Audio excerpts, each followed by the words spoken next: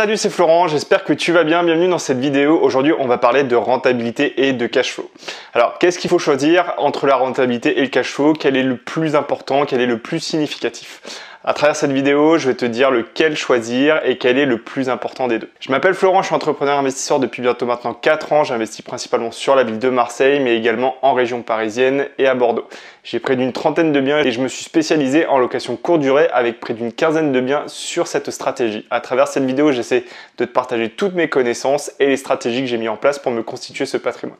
Alors voilà, c'est une conversation qui revient souvent. Qu'est-ce qu'il faut privilégier entre la rentabilité et le cash flow? Alors que tu le saches déjà, la rentabilité et le cash flow sont deux indicateurs très souvent utilisés. La rentabilité permet de mesurer le niveau de rentabilité des capitaux investis et le cash flow est le flux de trésorerie, c'est-à-dire les entrées d'argent moins les sorties d'argent, pour te le résumer simplement. Donc tu comprends bien, la rentabilité c'est pour mesurer le retour sur investissement que tu as sur la somme que tu auras investie et le cash flow c'est pour mesurer finalement ce qu'il te reste à la fin une fois que tu as encaissé toutes tes recettes et que tu retires toutes tes charges. Alors ces deux indicateurs ne se calculent pas du tout de la même façon, mais tu vas le voir, ils sont quand même intimement liés. Puisque une rentabilité faible induira forcément un cash flow faible, que ce soit avec ou sans crédit. Donc forcément à l'inverse, plus la rentabilité est élevée, plus ton cash flow sera important. Alors tu te demandes peut-être, alors quel indicateur Florent privilégier entre la rentabilité et le cash flow? Rentabilité ou cash flow, ou plutôt cash flow et rentabilité? Alors là, je vais te parler d'un point de vue purement mathématique. Pour moi, d'un point de vue purement mathématique, la rentabilité me paraît être un indicateur qui est plus fiable que le cash flow. Je vais t'expliquer pourquoi. Le calcul de la rentabilité se base sur des montants fixes et déterminés. Le prix d'achat ne change pas, les frais de notaire ne changent pas non plus, le montant des travaux également. Même si ce n'est pas tout à fait vrai, puisque grossièrement, le calcul de la rentabilité, c'est loyer moins les charges, divisé par le coût global de l'investissement. Et dans ces fameux montants, eh bien, certains peuvent varier.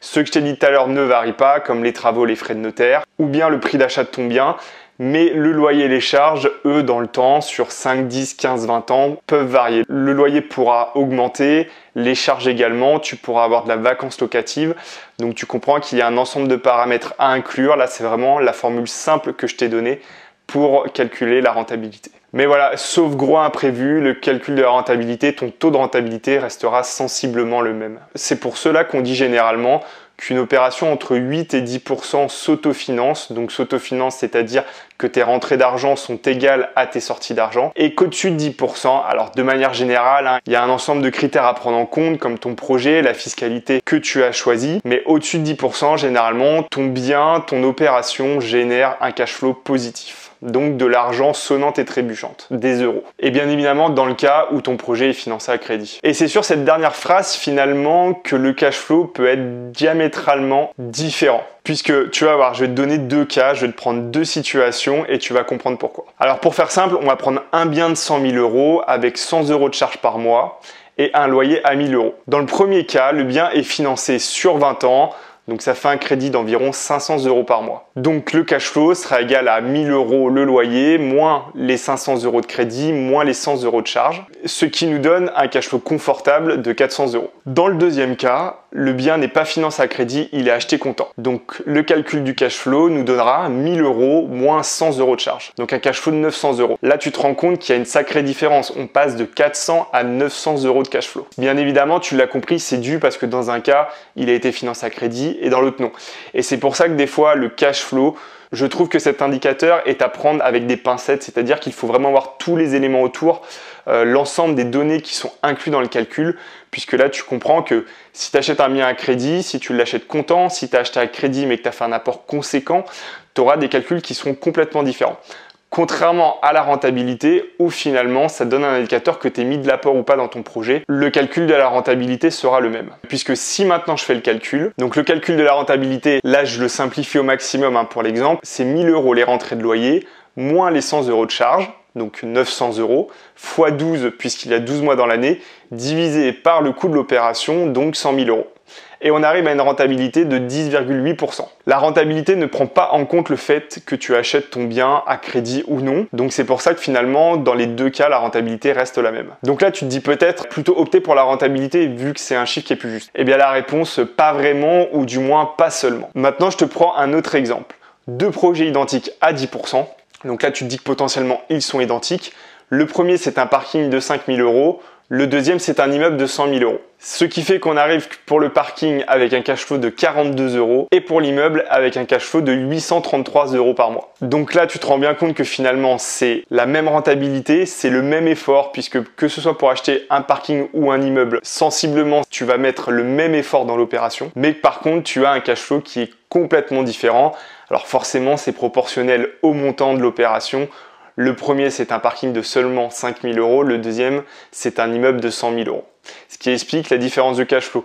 Donc là, je te prends vraiment des chiffres simples pour que tu comprennes vraiment la différence et l'importance de ces indicateurs et de bien utiliser les deux. Donc la rentabilité, finalement, c'est un parfait indicateur de comparaison. C'est un indicateur qui est parfait lorsque tu veux comparer deux biens entre eux très rapidement. Tu peux le calculer très facilement. Ce qu'il te faut comme paramètre, c'est le loyer, les charges et le coût de l'opération globale. Avec ça, ça te donne un chiffre très rapidement. Donc si tu as par exemple à visiter deux appartements dans la même journée, sur une petite feuille de papier et avec ton téléphone, tu peux le calculer très rapidement et ainsi les comparer et savoir s'il y en a un qui est plus intéressant que l'autre. Alors que le cash flow, c'est différent. C'est vraiment le montant, les euros que tu vas avoir dans ta poche à la fin, une fois que tu auras encaissé tes loyers et que tu auras payé toutes tes charges. Donc c'est vraiment ce qui va te rester dans la poche. Donc je pense finalement en tant qu'investisseur, c'est quelque chose qui te parle. Soyons clairs, en tant qu'investisseur, au début, tu vas certainement te focaliser sur la rentabilité.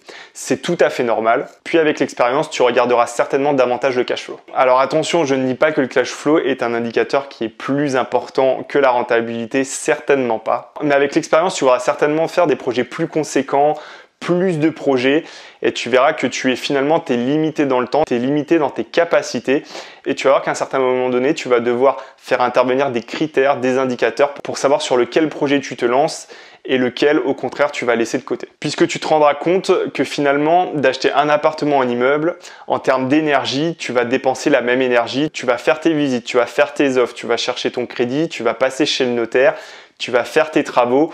Donc que ce soit un petit ou un plus gros projet, ce sera la même énergie. En tout cas, proportionnellement, il y a un petit peu plus de travail quand même dans un immeuble que dans un appartement, que dans un studio.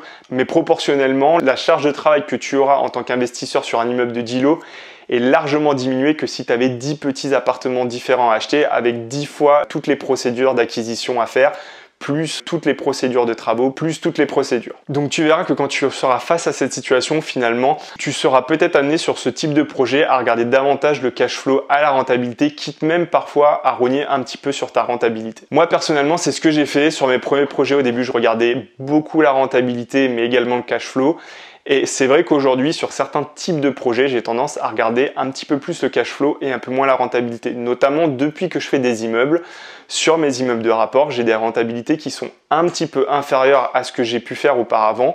Mais par contre, j'ai des cash flows qui sont bien plus conséquents puisque comme je viens de te l'expliquer, c'est la même charge de travail pour moi en tant qu'investisseur, mais derrière le projet est beaucoup plus gros. Donc moi personnellement, je regarde rapidement la rentabilité lorsque je fais des visites, lorsque je veux me positionner sur des biens. Et finalement, sur les marchés que je connais vraiment bien, je regarde que le type de bien, la surface, le loyer et le prix au mètre carré. Et si tu réfléchis bien, tu te rends compte que finalement, tous ces chiffres se retrouvent un petit peu dans le calcul de la rentabilité. C'est juste que j'ai l'habitude, moi sur les marchés en tout cas où j'investis, donc je sais que dès que je vois un prix au mètre carré, une surface, un loyer et un type de bien, je sais automatiquement si le bien m'intéresse ou pas. J'ai même pas besoin, finalement, je sais que en achetant à tel prix au mètre carré, je vais être sur telle rentabilité et je sais même également quel cash flow je vais pouvoir en tirer en fonction de la stratégie que je vais mettre en place derrière. Mais si toi t'en es pas encore là, ne t'inquiète surtout pas, tu verras, ça viendra avec le temps. Donc une fois que j'ai regardé ces premiers paramètres, je regarde finalement si le projet m'intéresse et je regarde du côté du cash flow si je prévois de garder le bien pour le louer ou alors je vais regarder du côté de la plus-value